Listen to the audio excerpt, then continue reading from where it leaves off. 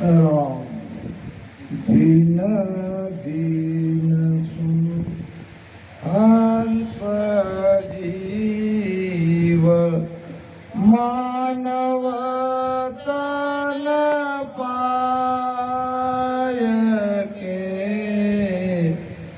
ધીન ધીન સુ હંસ જીવ માનવ તન પાય કે સાયબ કો દિન રાત ગયો નર ગાય કે સાયબ કો દિન રાત ગયો નર ગાય કે કિયા સબ શુભ કામ અશુભ સબ પાલિયા કિયા સબ શુભ કામ અશુભ સબ પાલિયા શિવરો સ્થિર જન હાર કારજ કરતાલિયા શિવરો સ્થિર જન હાર કારજ કરતાલિયા હોય ઉજાગર જીવ ચલ્યા દામને હોય ઉજાગર જીવ ચલ્યા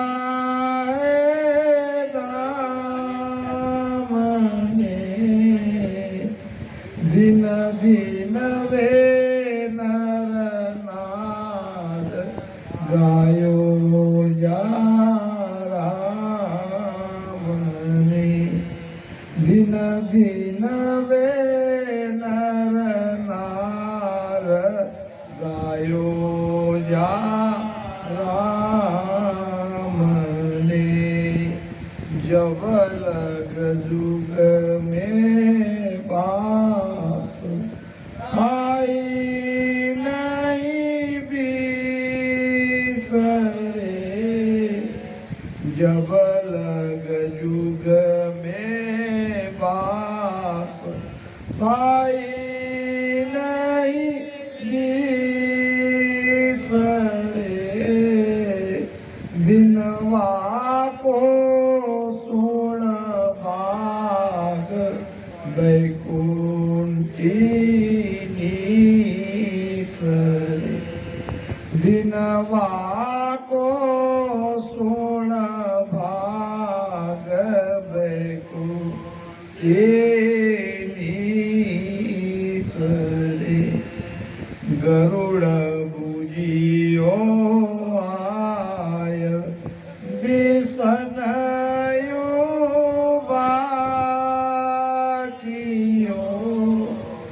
गरुड़ बुझियो आय बिसनयो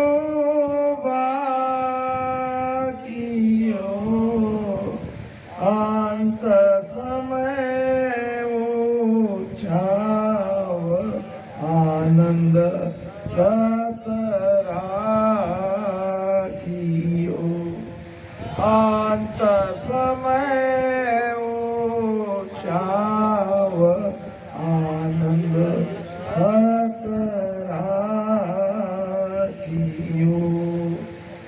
दीन दुआदस जोय हरि जस गावसी दीन दुआदस जोय हरि जस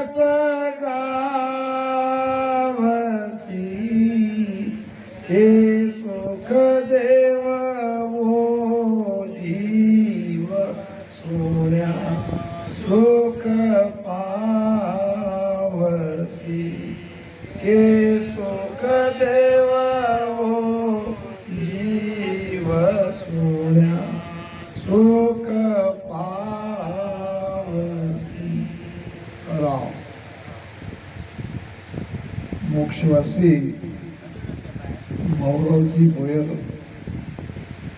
बापू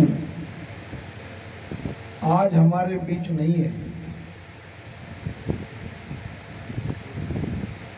ये पहली मोक्ष तिथि उनकी, ये मोक्ष तिथि के उपलक्ष्य में इस सत्संग का आयोजन यहाँ रखा है। जो मंगल में गुरु महाराज ने बताया कि दिन दिन सो हंस जीव मानव तन पाए के, हमारे बापू ये दिन है। मराठी नाही होत, नाही समजलं तरी चालेल, कारण मला बाकीचे लोक ऐकत आहे माझे. तुम्ही थोडंसं भजन करा,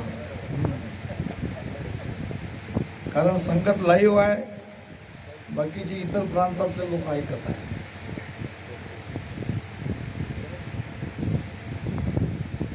कारण तुम्ही असं बोलून त्याचा उत्साह कमी केला त्या बोलणाऱ्याचा. दिन दिन सो हंस जीव मानव तन पाए के, मनुष्य शरीर मिलने के बाद जिन्होंने राम नाम का सुमिरन किया, जिन्होंने उस मालिक का नाम लिया, रात दिन उसी में सुरती उन्होंने लगा के रखी, ऐसे सभी हंस संसार में भिन्न है. जैसा कि हमारे भोयर बापू ने बचपन से ही अपनी माता के द्वारा उन्हें ये गुरु ज्ञान मिला. बांबोरा गांव में उनका जन्म हुआ और यहाँ आके वो बस गए. अकेला घर ही उनका राम स्नेह का था, फिर भी उनके अंदर दृढ़ता थी. राम नाम पर सतगुरु सुखराम जी महाराज के ज्ञान पर अटल विश्वास था. आखिर समय तक, आखिरी श्वास तक उन्होंने भक्ति को नहीं छोड़ा. तो भिन्न है. वैसे ये संसार जिसे हम मृत्युलोक कहते हैं, यहाँ सब मरने वाले हैं, हम कोई बचने वाले नहीं है. आए हैं सो जाएंगे राजा रंक फकीर. यहाँ जो आया एक दिन उसको जाना है. आज बापू हमारे बीच नहीं है, कल हो सकता है ये फोटो में हमारा फोटो लग जाए, आपका लग जाए, किसी का लग जाए.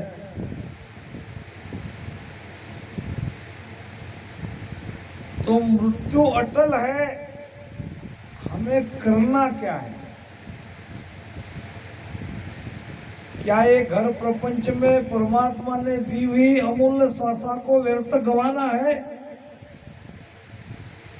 हमारे मराठी संत कहते हैं, यादसाठी केला होता अट्टहास, शेवटचा दिवस गोड व्हावा.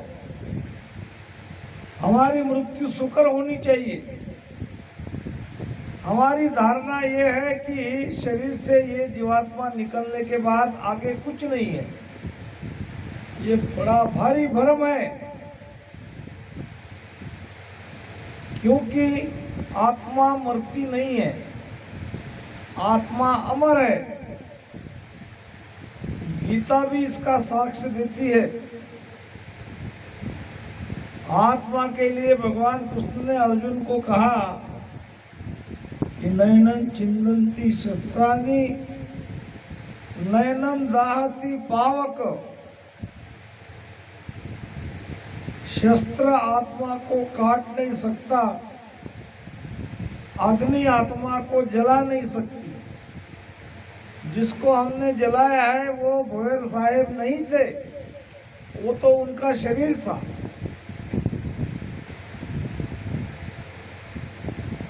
तो उनके जाने के बाद में विलाप करना ये सर्वथा नादानी है। उनके जाने से हमको ये सीख मिलती है और ये भी हमको समझना है कि कल हमारा नंबर लगेगा, हमारा आगे क्या होगा। के शीस बुझे गुरुदेव को, अगत मुक्त गत मोक्ष, या को भेद विचार सो, कहो सुख दुख दो, कहो सुख दुख दोक जीव को, कहा सुख होई। क्या पूछ रहे शिष्य गुरु महाराज को? बहुत भारी बात पूछ रहे हैं, जो हमसे संबंधित है, जो आगे हमारा होने वाला है। शरीर में जब तक श्वास चलती है तब तक हम शरीर में है। एक दिन शरीर को छोड़ना पड़ेगा। छोड़ने के बाद शास्त्र कहते हैं, पुराण कहते हैं, संतों की वाणियाँ कहती है कि ये जीव 4 जगह जाता है अपने कर्म अनुसार। वो 4 जगह कौन सी है?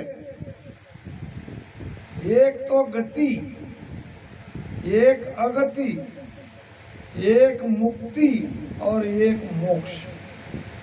ये 4 ही जगह वो जाएगा।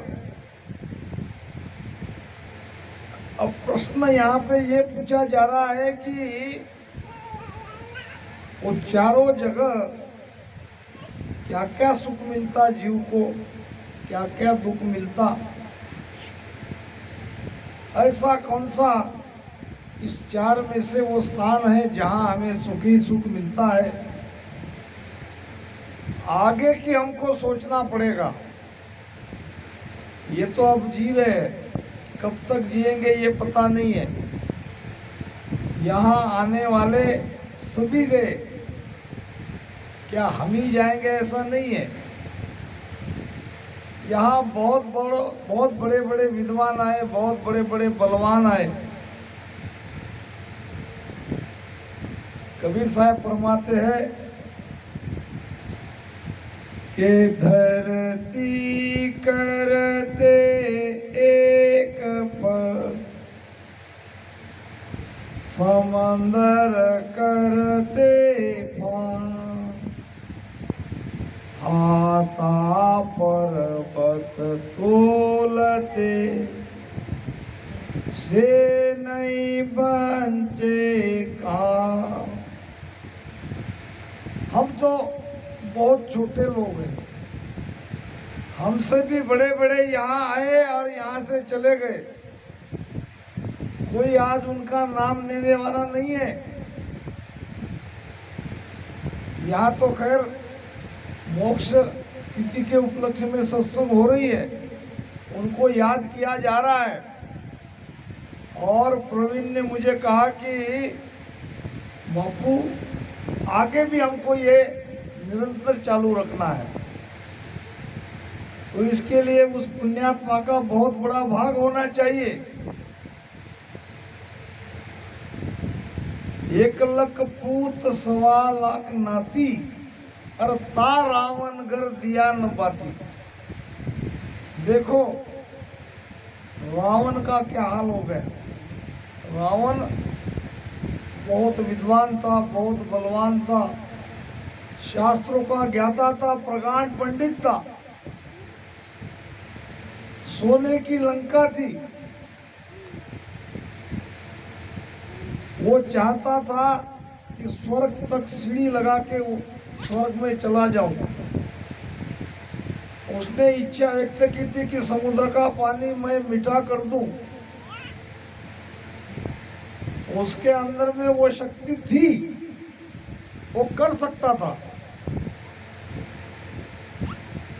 ऐसा बलवान रावण के घर न कोई दिया जलाने वाला है, न कोई बाती जलाने वाला है, तुम्हारा हमारा क्या है। धरती करते एक पग, वामन अवतार, राजा बलि को दान मांगा था। शुक्राचार्य के कहने पर भी राजा बलि ने वचन दे दिया कि मांगो। छोटा सा भूटका होके आया और कहने लगा, मैंने तुम्हारी बहुत बड़ी महिमा सुनी है। मैं एक गरीब ब्राह्मण हूँ, दान की अपेक्षा से आया हूँ और मुझे विश्वास है तुम मुझे खाली हाथ नहीं भेजोगे। राजा बलि ने कहा, था तो राक्षस, प्रहलाद का दादा, मगर बहुत दानी था। राजा बलि ने कहा, ब्राह्मण देवता मांगो। मांगने पहले मुझे वचन दो, मैं जो मांगू बाद में आप ना नहीं करोगे। वचन दे दिया।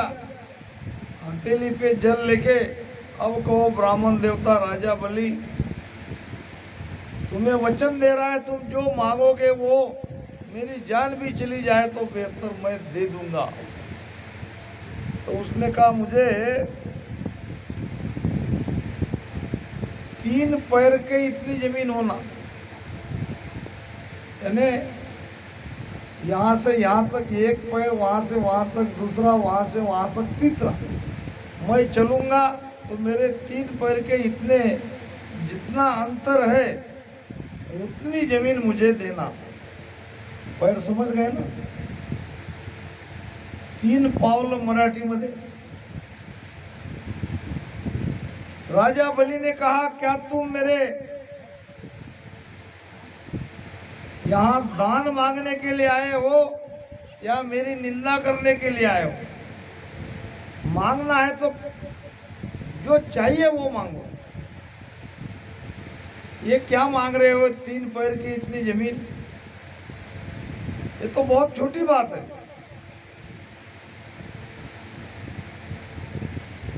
वामन ने कहा, जो कि भगवान विष्णु का अवतार थे, बस इतना ही चाहिए, आप मुझे वचन दे चुके हो, अब समय गंवाओ मत, मुझे दो। हाँ कहते ही वो ऊंचा ऊंचा ऊंचा ऊंचा बढ़ने लगा। इतनी ऊंचाई हो गई, सारे जो यज्ञ में आए थे, यज्ञ चल रहा था, यज्ञ में विघ्न लाने के लिए, उसमें बाधा डालने के लिए ही भगवान इंद्र भगवान के कहने से भगवान विष्णु वामन अवतार लेके आए। अगर वो 125 यज्ञ पूरा होता तो इंद्र भगवान को अपना सिंहासन खाली करना पड़ता और उस यज्ञ में बाधा डालने के लिए वो आए और उन्होंने अपना ये चमत्कार बताया। अब पहले ही पैर में पूरी सृष्टि उसने व्याप दी और दूसरे में सारा आकाश।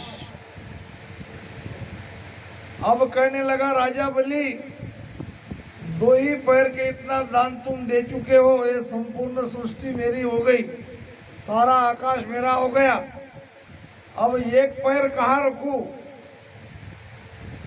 राजा बलि वचन के पक्के थे, कहने लगे, मेरे सिर पे रखो भगवान। उसके सिर पे रख के उसको पाताल में दबा दिया।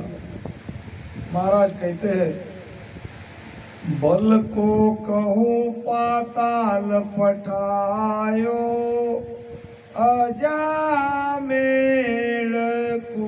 कुतार्यो, मेरे रामा अजामेल कुतार्यो। गौतम ऋषि शिष्ट फिर आयो, गौतम ऋषि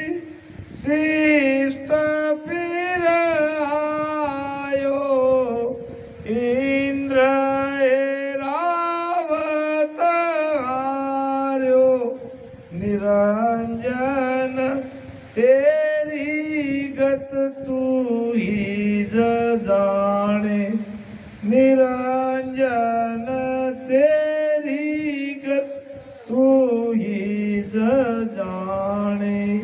हे परमात्मा, हे राम जी, आपकी गति आप ही जाने। हम नहीं समझ सकते आपको, आपके खेल को, आपकी गति को। बल को कहूँ पाताल पठायो, जो आपका भक्त था, जो महान दानी था, उसके सिर पे पैर रख के उसको पाताल में दबा दिया। और जो पापी था अजामेल, वो पापी का आपने उद्धार किया। जिसका नरक जाना लगभग तय था, उसकी गति हुई। और गौतम ऋषि शिष्ट फिरायो। अहिल्या देवी का पति गौतम ऋषि, जब अहिल्या का स्वयंवर हुआ, उस जमाने में स्वयंवर होता था। अब स्वयंवर में जैसा कि माता सीता का स्वयं हुआ, द्रौपदी का हुआ, स्वयंवर में कोई न कोई ये रखा जाता था, जैसा कि द्रौपदी के स्वयंवर में वो चक्र में घूमती हुई मछली की आँख फोड़ना था। जो फोड़ेगा उसके गले में द्रौपदी वरमाला पहनाएगी। माता सीता के स्वयंवर में वो धनुष्य को तोड़ना था, जो भगवान राम ने तोड़ के माता सीता का पति बन गए। ऐसे ही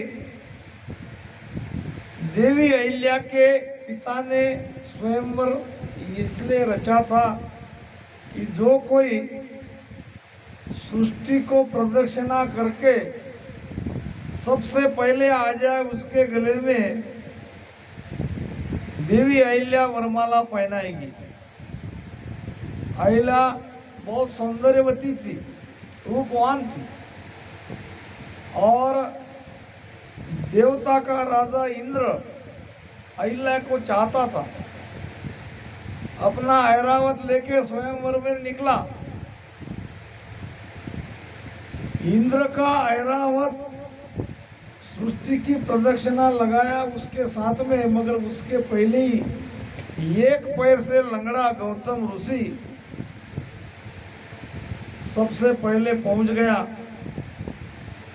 अब यहाँ कई प्रकार की कथा आती है। कोई कहते हैं कि वो गाय के पीछे घुमा, कोई कहते हैं कि राम नाम के पीछे एक चक्कर लगाया। जो भी हो, दोनों बातें अपने अपने जगह सही है। तो वो लंगड़ा गौतम ऋषि कहीं भागा नहीं, वही गौ माता के वही सृष्टि है। गौ माता भी एक अपने आप में सृष्टि है। गौ माता के शरीर में 33 करोड़ देवता है, ऐसे हमारी हिंदू धर्म की मान्यता है। और गौ माता की प्रदक्षिणा लगा के वहीं के वहीं सबसे पहले पहुंच गया और कहने लगा कि मैं पृथ्वी प्रदक्षिणा करके आ गया। इतने जल्दी कैसे आ गए? तो उसने बता दिया कि मैंने ऐसा ऐसा किया, शास्त्रों में देख लो आप, अगर दांत झूठ निकली तो मत पहनाना। पंडितों को, विद्वानों को पूछा गया, वो कहने लगे कि बात तो उनकी सही है। अब अहिल्या ने गौतम ऋषि के गले में वरमाला डाल दी। बहुत देर बाद फिर राजा इंद्र आए, कहने लगे मैं सबसे पहले आया हूँ। अब तुम काहे के पहले आए? तुम्हारे पहले ही दूसरा आ गया, उसके गले में वरमाला डाल दी गई, ब्याह हो गया, अब तुम निकलो। तो ये भी परमात्मा की एक कृपा ही समझो, एक खेल समझो। किसको क्या दे, किसको जीवित कर दे, किसको मार दे, ये कह नहीं सकते। महाराज कहते हैं, दूरादि से जो नेड़ा